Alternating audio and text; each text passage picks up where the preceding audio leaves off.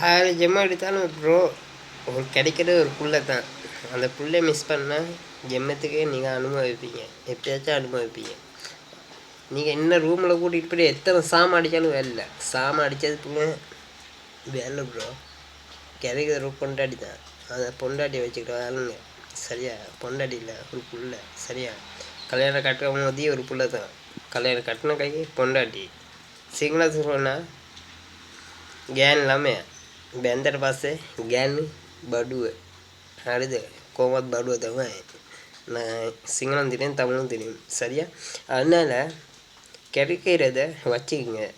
தொலைச்சி விட்டா சாவி இல்லை, ஒன்றும் கிடைக்காது சரியா. பொண்டாட்டி ஒன்று தான் சரியா. புள்ள கிடைக்கிற ஒரு புள்ள ஒன்று தான் சரியா.